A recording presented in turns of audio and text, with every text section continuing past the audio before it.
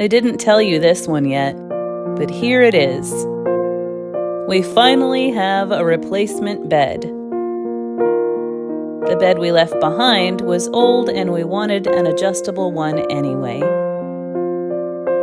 When my husband almost lost his leg to severe cellulitis, this bed would have been nice. Or when he's sick and has to sleep in his recliner due to asthma, this.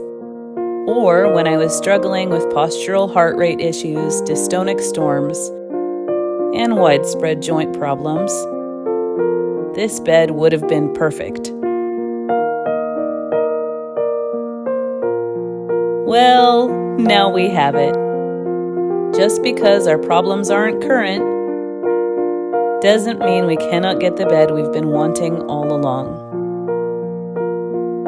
It's already been good on anti-snore for hubby.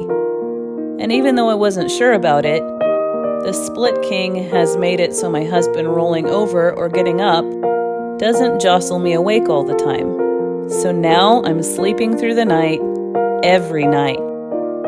If you've been thinking of changing to a split king or getting an adjustable base, I say go for it.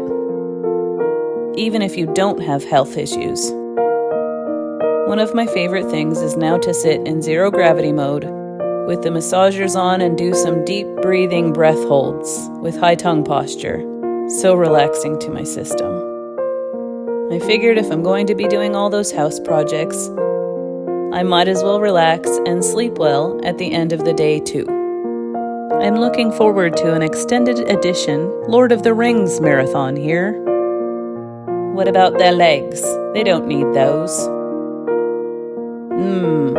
Did you see me looking outside? It's because we have a ton of deer. A herd of 700 something in this neighborhood, and they're so beautiful. I have a video of them I will share soon. Oh, don't do what I did.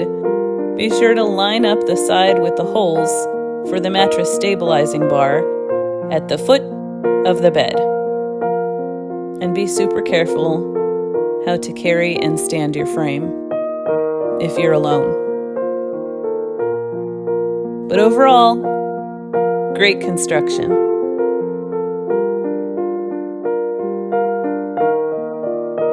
I'll share more about this process in another video. Catch me at the same bat time, same bat channel. Love you all.